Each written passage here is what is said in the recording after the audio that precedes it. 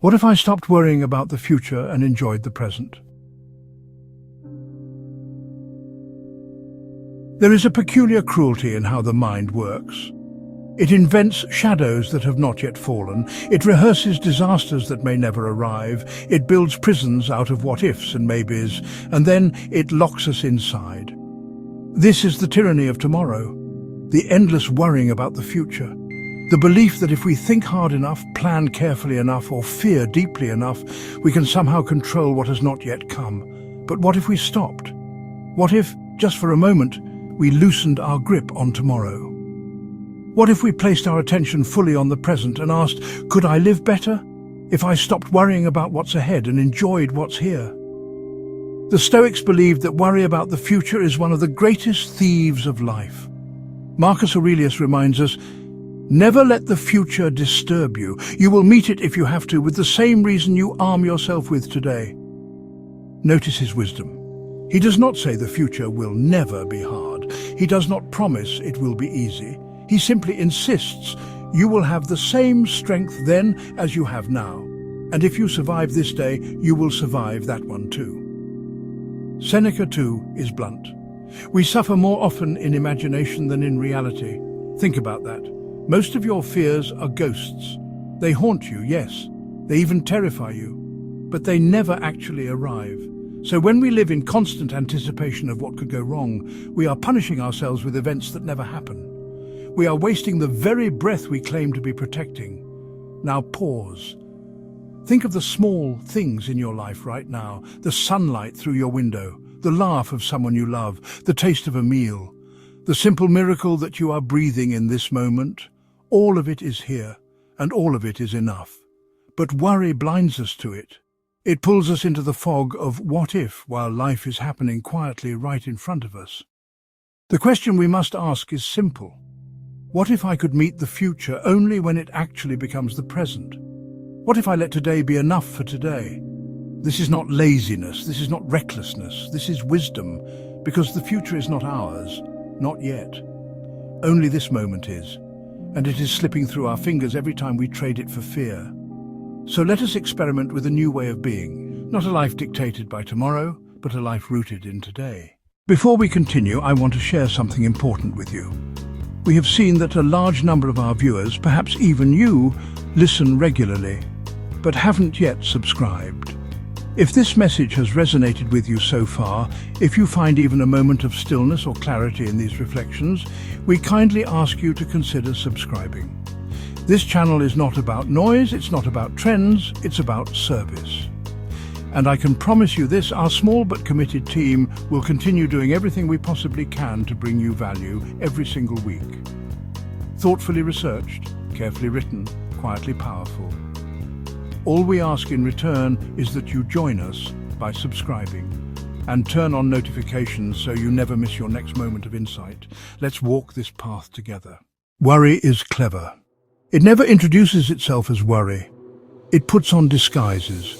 It calls itself preparation. It calls itself responsibility, sometimes even love. We say, I worry about my children because I care, or I worry about my work because I must provide, or I worry about the world because someone has to. But beneath these noble masks, what is really happening?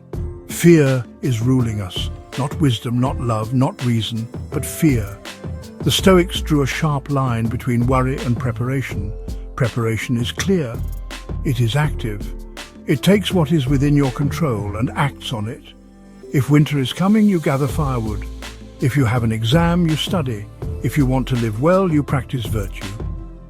That is preparation. Worry, on the other hand, is endless rehearsal of things you cannot control. It is lying awake at night imagining storms instead of building the shelter you could actually build.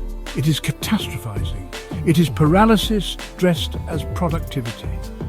Epictetus was ruthless on this point. What upsets people is not things themselves, but their judgments about things. He means this. It is not the future that hurts you, it is your interpretation of it, your imagined story about it, your decision to suffer before anything has even arrived. Ask yourself this, if the future brings hardship, will my worrying about it now make me stronger when it comes? No, it will only weaken me. It will only drain me of the very energy I will need when the real test appears. The soldier who spends months rehearsing defeat in his mind will not fight better on the day of battle. He will already be exhausted, already beaten. But the soldier who trains, who focuses on what he can do today, he arrives ready, calm, strong. That is the difference. Preparation empowers, worry disempowers. Now pause. Think of the last time you were caught in worry. Was there anything you could actually do in that moment? Did your worry plant a seed, write a page, mend a relationship, or lift a weight? Or did it only feed itself, multiplying in your mind until the whole day was consumed? This is why the Stoics insist we separate the two. They tell us, prepare where you can, let go where you must. Do not let fear dress itself up as duty. Do not let anxiety pretend to be responsibility. When you worry about tomorrow, you are not living wisely. You are abandoning the present for a future that is not yet yours. You are trading the only thing you truly own, this moment, for a shadow. And the cruelest irony? When tomorrow does come, you'll be less ready for it, because you never truly lived today. So the question is clear. If I stopped rehearsing disasters and instead gave myself wholly to what can be done right now, wouldn't my life not only be calmer, but also more effective? Marcus Aurelius wrote in his Meditations, "Confine yourself to the present." A simple instruction, but one of the hardest a human being can follow. Our minds run ahead like wild horses, chasing outcomes, fearing losses, replaying arguments that ended years ago. And yet Marcus tells us, stay here. Why? Because the present is the only kingdom we truly rule.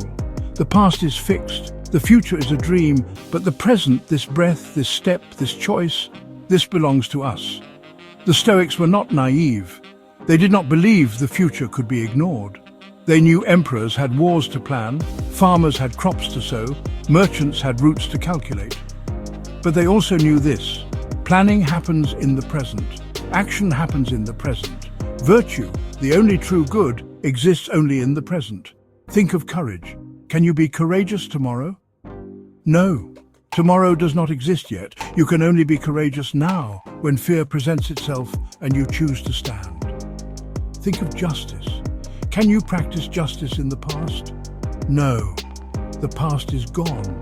You can only be just in how you treat someone in this moment, in this conversation, in this decision. Every virtue, wisdom, moderation, courage, justice, is not an idea stored in the future, but a living act available right now. This is why Marcus repeats to himself, almost like a soldier drilling orders into his heart, do not let your imagination be carried away by what might happen. You will meet it, if you must, with the same weapons of reason you carry today. This is the key. You already have the tools. You already carry reason, strength, and virtue with you. Worry whispers that you will not be ready. Worry insists you are fragile, unprepared, at the mercy of events. But Marcus replies, no. Whatever tomorrow brings, I will face it as a human being, armed with the same mind and spirit I use today. The present, then, is not small. It is not a fleeting second. It is the whole arena of life. If you master this moment, you master everything. For the future is nothing but a chain of moments that will each, in their turn, arrive as now. And so the Stoic practice is not escapism. It is not denial, it is power. It is the training of attention, the discipline of awareness, the refusal to scatter oneself across 1,000 unreal scenarios. When you stop worrying about the future, you do not become careless. You become precise. You become effective.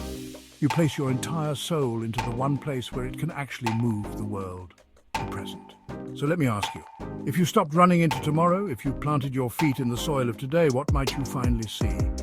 What beauty, what opportunity, what strength already waiting in your hands. Seneca wrote in his letters to Lucilius, "We are tormented not by things themselves, but by our opinions about things. So much of our suffering does not come from what has happened, but from what we fear might happen. The storm is not yet here, but we already tremble at the thunder we imagine. The illness is not diagnosed, but we already bury ourselves in grief. The failure is not real, but we already lash ourselves with shame. And so we abandon joy before joy even has a chance to enter.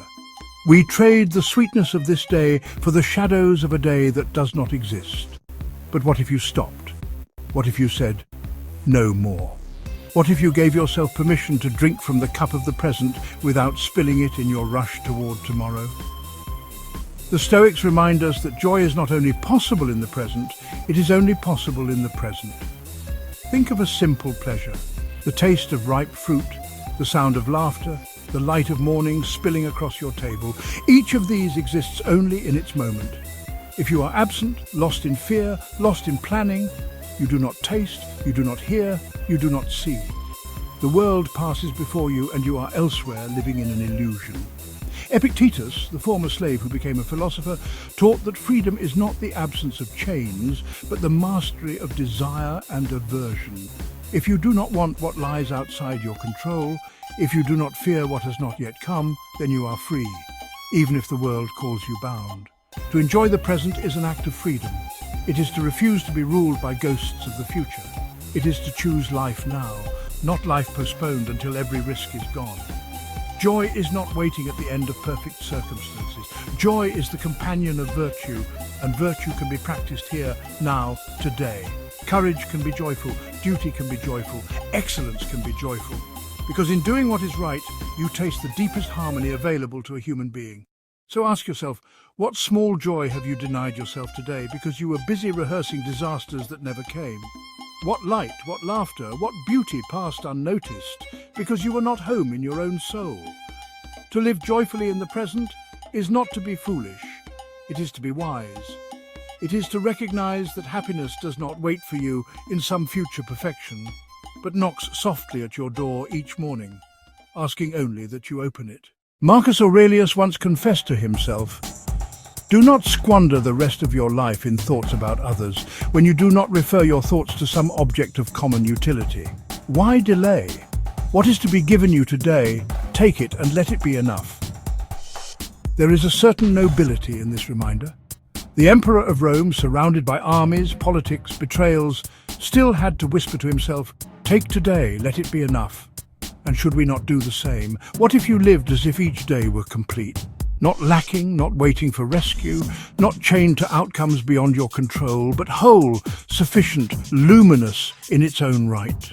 Would you walk more slowly? Would you speak more kindly? Would you listen more deeply? Would you finally notice the texture of life that you have been rushing past in pursuit of a life not yet here? The Stoics did not deny the future. They planned, they prepared, they built, but they did so from the foundation of presence.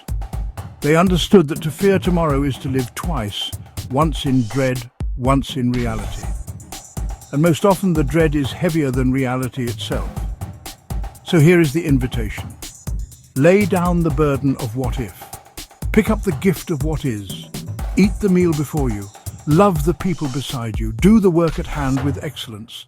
And let that be enough, because if you cannot find peace in the present, you will not find it in the future either. For when the future comes, it will arrive disguised as today. Before we close, I want to pause and ask you something important. Many of you who watch, who listen, who reflect with us each week, you are not yet subscribed. And that means one day you may miss the very message that could have changed your thinking, shifted your habits, or reminded you of the strength that has always been within you. If you subscribe, you are not just supporting us. You are giving us a promise that we will do everything in our power to continue bringing you value, depth, and honesty in every episode. That is our duty, our purpose, and our joy. So if this conversation has spoken to you, if you felt something awaken in you as we explored this Stoic truth, please take a moment now to subscribe. And let us walk together, week by week, toward wisdom, toward courage, and toward a life lived fully in the present.